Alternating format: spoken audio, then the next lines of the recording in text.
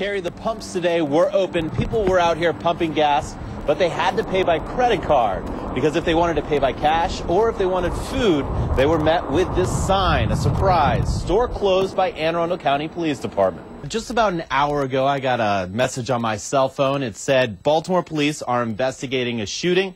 It all came from this website, Twitter. It's incredibly frustrating. He came to pick up his clothes. The door was locked. The sign said that the laundromat was temporarily closed until further notice. And check this out. He could see his clothes through the window, and there was nothing he could do. Wind knocked down trees all over Howard County, wreaking havoc on traffic, blowing out power lines.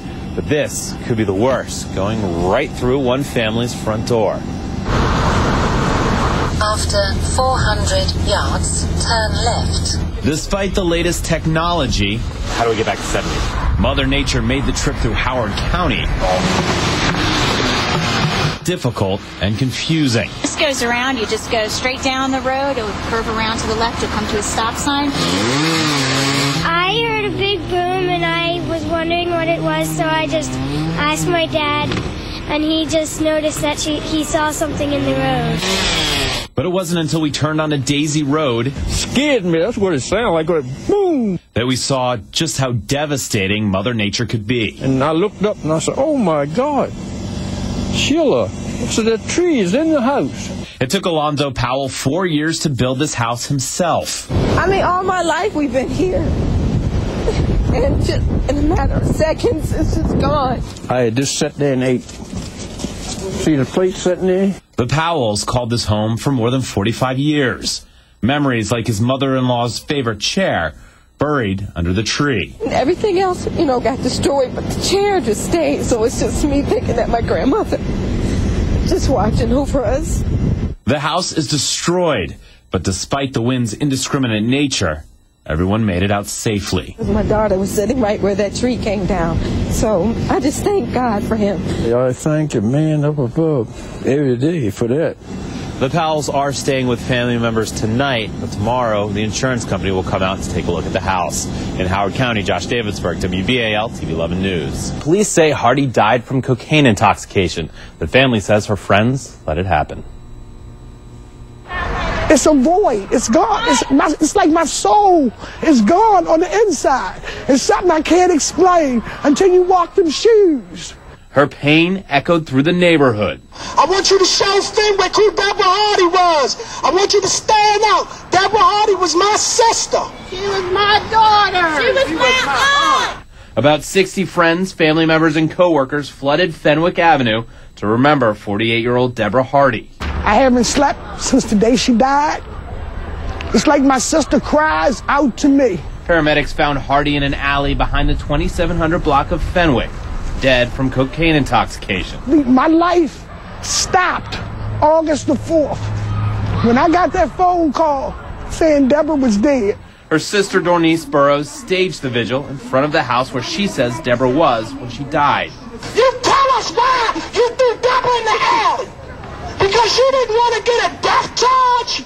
She says Deborah's friends left her in the alley to die. And then for them to just discard her like a piece of trash, I hold this community accountable. Neighbors watched as the vigil marched down the street chanting. You walk through this neighborhood and you let them know that this is unacceptable. But you can't blame the community. You can blame the individual. But as the march came back to the house, a man came out. Why can't you come out here and give us some answers? They don't have to answer us. They don't answer God. Those answers never came, but everyone on this block heard Dornice Burrows' heartbreaking questions. But I'm here to say no. She was not another dope fiend. She was somebody's daughter, somebody's mother, somebody's sister. And she was a citizen of Baltimore City. I talked to the man who came out of the house. He would not talk on camera, but he said he was not there the night Deborah Hardy died. Neighbors aren't shocked that the shooting happened. They say it's a dangerous neighborhood. They are shocked that it happened in broad daylight. A beautiful day. Neighbors in Northeast Baltimore enjoying the sunshine, cut short by gunfire. From what we learned, there were two individuals out here involved in a shootout. The little boy was out here playing, and he was subsequently struck in the chest. Just before 5 Saturday afternoon, a shootout started at the corner of Lyndale and St. Cloud, catching a 6-year-old in the crossfire. Police say the bullet hit the 6-year-old in the upper right side of the chest. Paramedics rushed him to Johns Hopkins Pediatrics. Luckily, the bullet missed any vital organs.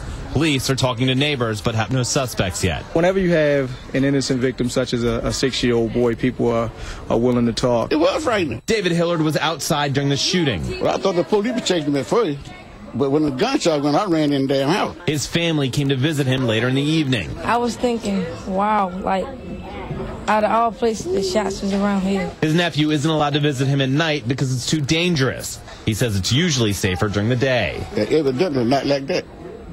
It should be in the daylight. It was scary to know that a 6-year-old got shot in his own neighborhood. Police say the child is recovering. They say it was non-life-threatening injuries. In Baltimore, Josh Davidsburg, WBAL TV 11 News. Happy New Year, Kate. Well, we're actually on Federal Hill Park. This is really the spot to be. You got a great view of the harbor. The crowd is just starting to gather, and in less than an hour, everybody here is going to have $100,000 worth of fireworks to watch.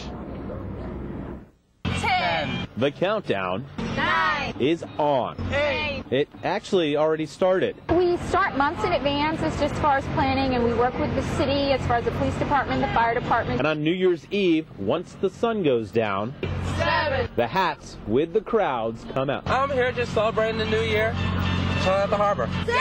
We get anywhere from 10,000 upwards, 50,000, upwards to over 100,000 people right around here. Everyone filling the streets 5. and feeding the businesses. Looking forward to going to Hooters and getting something to eat because I'm hungry. 4. It's definitely an event that really boosts the economy for Baltimore. Because people come down, they come out, and they spend money or they shop. But they're all down here for one thing. Fireworks. Fireworks. Fireworks. 3. It'll be a 20-minute show with 3 barges.